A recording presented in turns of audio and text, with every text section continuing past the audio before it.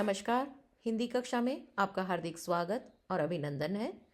प्यारे बच्चों, आज मैं आपके लिए लेकर आई हूँ कक्षा 11वीं की सेट 2 से संबंधित समस्त जानकारी। सेट 2 की परीक्षा के लिए पाठ्यक्रम क्या होगा, परीक्षा कौन सी तिथि को होगी और परीक्षा का प्रारूप क्या होगा, कितने अंक आएगा, इसके बारे में आज हम विस्तार पूर्वक समझेंगे। तो ध्यानपूर्वक सुनिए बच्चों। कक्षा 11वीं की सेट 2 की परीक्षा है 6 दिसंबर 2023 को। पाठ्यक्रम देखिए। आरोह काव्य खंड से हे भूख मत मचल, हे मेरे जूही के फूल जैसे ईश्वर, और दूसरी कविता है सबसे खतरनाक। आरोह के गद्य खंड से एक ही अध्याय है जिसका शीर्षक है रजनी। व्याकरण में वाक्य आपको दिए गए हैं। अभिव्यक्ति और माध्यम में 2 अध्याय हैं, कार्यालय लेखन और प्रक्रिया, और दूसरा है स्ववृत लेखन। वेतान में आपको एक ही अध्याय दिया गया है, आलो अंधारी। नैतिक शिक्षा में प्रेरक दोहे, क्षमा और शक्ति, विश्व बंधुत्व व मानवता। अब हम आते हैं प्रारूप की ओर।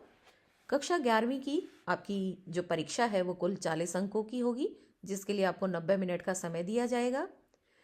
खंड अ में देखिए बहुविकल्पीय प्रश्न आएंगे आपके। सबसे पहले आएगा आपके काव्य खंड से 3 MCQs, फिर दूसरा प्रश्न आएगा आपके गद्य खंड से 3 अंक के MCQs। आपके काव्य खंड में जो 3 कविताएं हैं उन्हीं कविताओं से MCQs, और गद्य खंड में आपके एक ही अध्याय है रजनी, उसमें से आपके बहुविकल्पीय प्रश्न पूछे जाएंगे। अब चलते हैं खंड ब की तरफ। प्रश्न संख्या 3, काव्यांश की सप्रसंग व्याख्या अथवा काव्यांश पर आधारित प्रश्नों के उत्तर।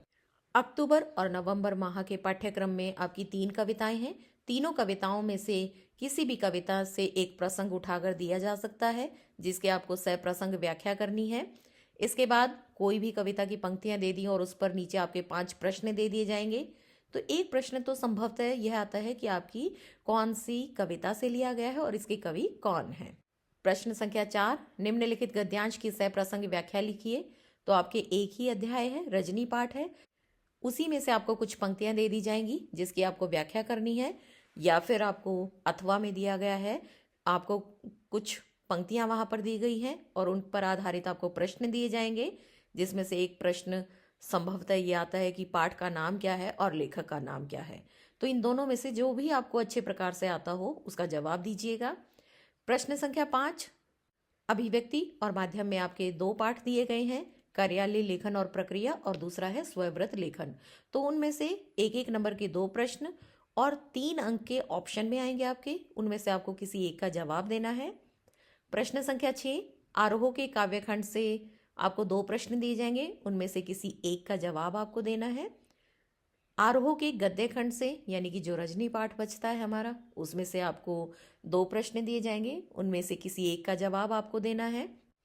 वेतान पुस्तक से आपको 1 अंक का 1 प्रश्न आएगा और 2-2 अंक के 2 प्रश्न आएंगे, यानी कि बेबी हालदार का आलो अंधारी जो अध्याय है उसी में से ये प्रश्न आएंगे सभी।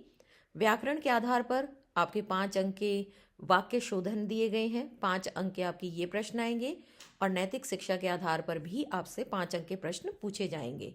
तो वो किसी भी प्रकार से आ सकते हैं, वो 1 अंक का 1 हो सकता है, एक 2 अंक का हो सकता है, और बाकी दूसरा प्रश्न भी 2 अंक का हो सकता है, या फिर एक 2 अंक का या एक 3 अंक का हो सकता है। किसी भी प्रकार से पूछे जा सकते हैं। तो आप सभी प्रकार से इसकी तैयारी करके आइए। तो यहीं पर हमारा ये प्रारूप समाप्त होता है। आशा है आपको परीक्षा का पाठ्यक्रम, परीक्षा तिथि और प्रारूप आपने अच्छे से समझा होगा। मिलते हैं एक और नए अध्याय के साथ, तब तक के लिए धन्यवाद।